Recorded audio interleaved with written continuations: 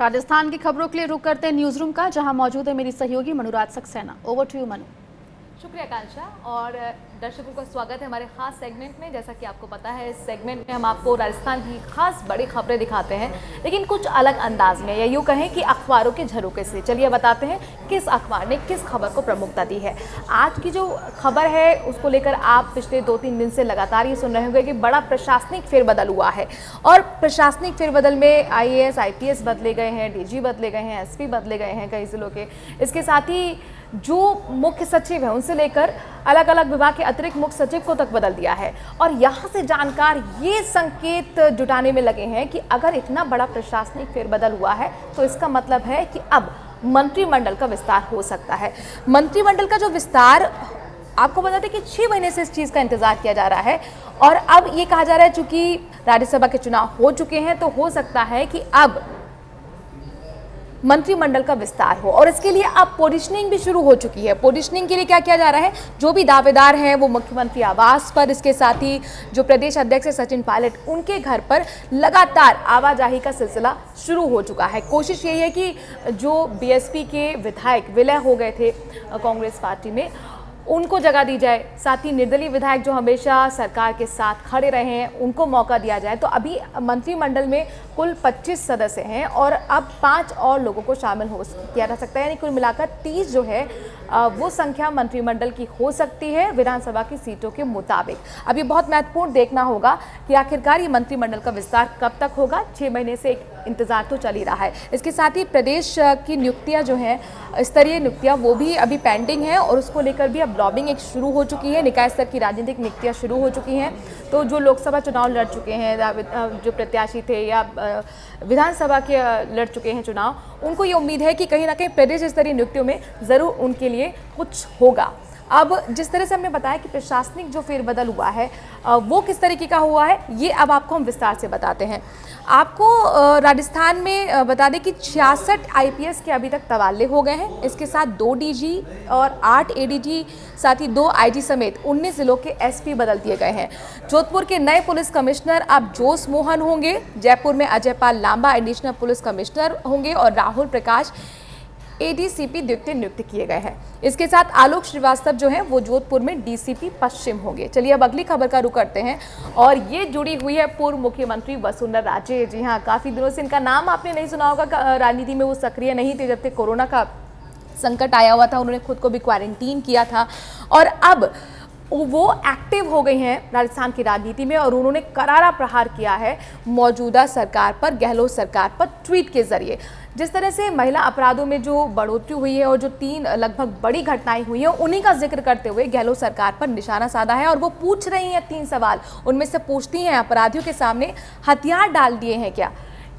ये ट्वीट हम आपको दिखाते हैं। इस ट्वीट में वो क्या कहती हैं, अलवर के थाना गाजी में पति के सामने पत्नी से सामूहिक दुष्कर्म और मारपीट। दौसा में मजदूर मां को खाने देने जा रही बच्ची का अपहरण करके सामूहिक दुष्कर्म।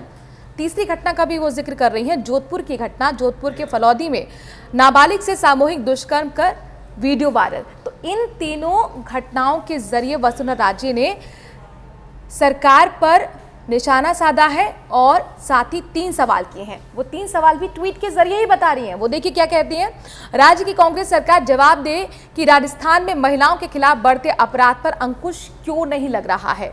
1.5 साल पहले तक शांति टापू के रूप में प्रसिद्ध हमारा प्रदेश अब अपराध का अड्डा क्यों बन गया है। तीसरा सवाल, आखिरी सवाल, वो कह रही हैं, क्या सरकार ने वास्तव में अपराधियों के सामने हथियार डाल दिए हैं।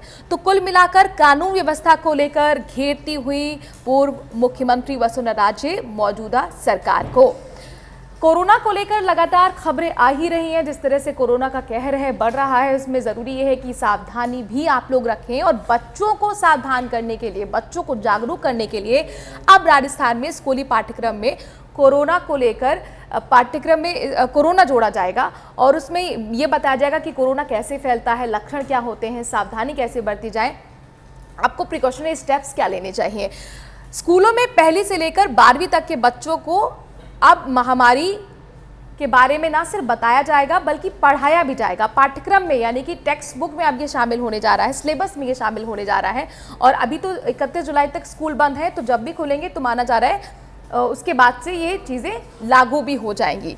अब अगली खबर का रुख करते हैं और हम अपराध की बात कर रहे थे, कानून व्यवस्था की बात कर रहे थे, और ये कानून व्यवस्था को तार करने वाली ही खबर है, जहां पर आप देख सकते हैं एक तस्वीर है। ये तस्वीर सीसीटीवी कैमरे की तस्वीर है और ये आपको दिख रहा होगा भगवा है, यानी मंदिर है, और मंदिर में एक पुजारी का गला दबाकर 2 नकाबपोश लुटेरों ने जाकर लूटपाट की और जो मुकुट आभूषण मूर्तियों ने पहने हुए थे, प्रतिमाओं ने पहने हुए थे, उन्हें निकालकर अपने साथ लुटेरे ले गए।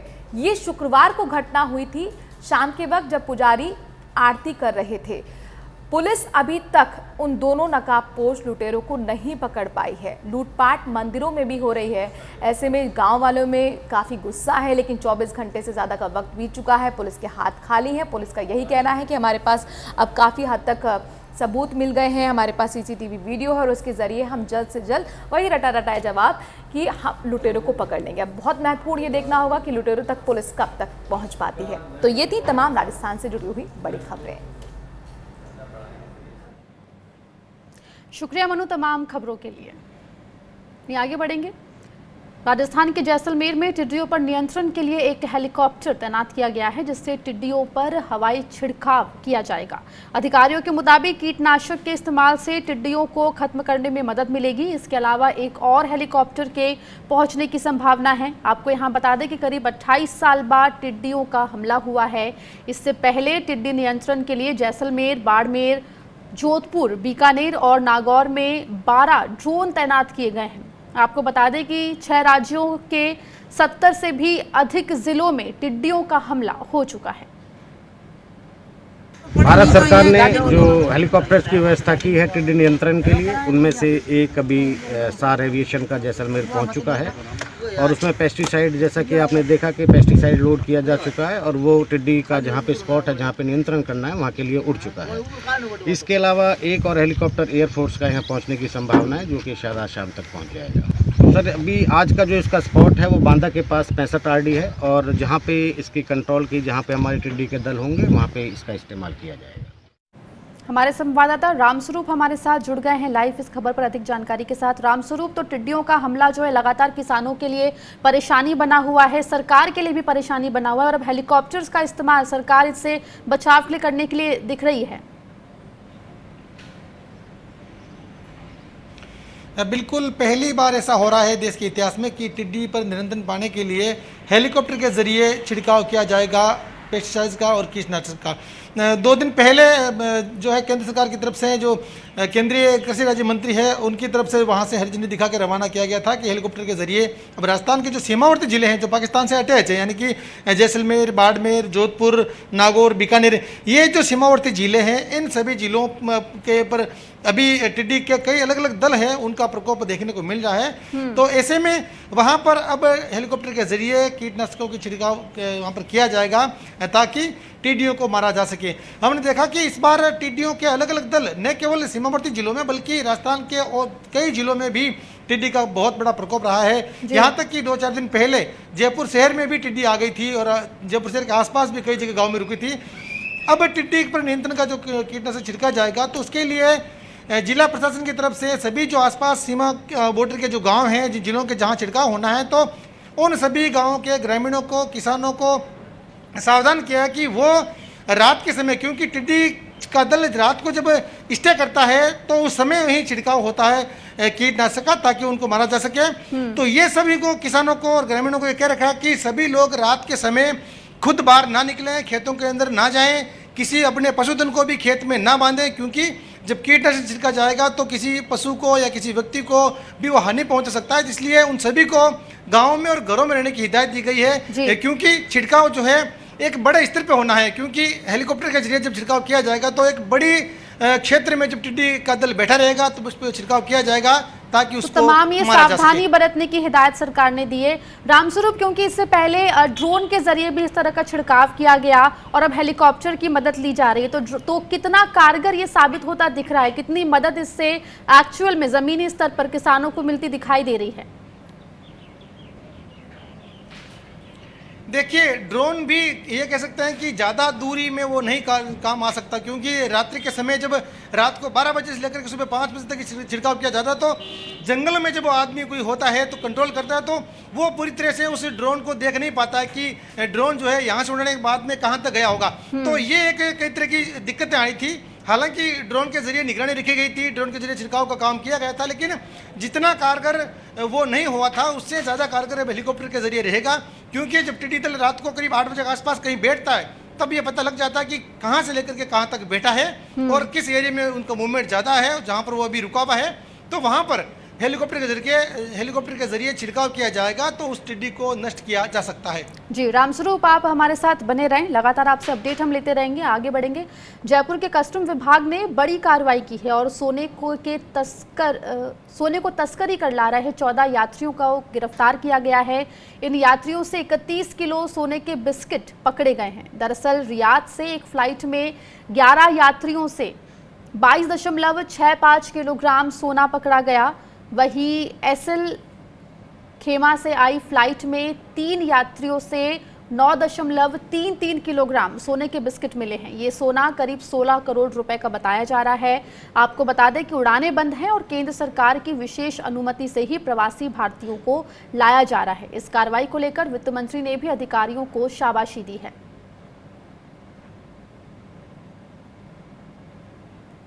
हम रुक करेंगे हमारे संवाददाता रामस्वरूप का। रामस्वरूप, तो जो वंदे भारत मिशन के तहत जो यात्री दूसरे देशों में फंसे हुए हैं उनको फ्लाइट्स लेकर आ रही है, उसमें अब तस्करी भी होती नजर आ रही है। हालांकि पूरी जो ये प्रक्रिया है ये सरकार की निगरानी में है, उसके बाद भी इतने बड़े अमाउंट में सोने के बिस्किट पकड़े गए राजस्थान में। बिल्कुल, ये कह सकते हैं कि ये एक तस्करों का नया आइडिया है, यानी कि जब अंतर्राष्ट्रीय उड़ानें अभी फिलहाल बंद है कोरोना की वजह से, इसके बावजूद भी तस्करों ने एक नया आइडिया निकाला है कि जो विशेष विमान जिनको भारतीय यात्रियों को यहाँ से लेके आ रहा है तो उसके जरिए तस्करी करवाई जाए। जो यात्री होते हैं उनको लालच दिया जाता है और वहाँ से सोने तस्करी का उनके साथ सामान रख करके उसको इंडिया में भेजा जा रहा है। तो ये एक बहुत बड़ी कार्रवाई है, लेकिन ये कह सकते हैं कि सामान्य फ्लाइट नहीं होने के बावजूद भी कस्टम की जो टीम है वो पूरी निगरानी रखती है।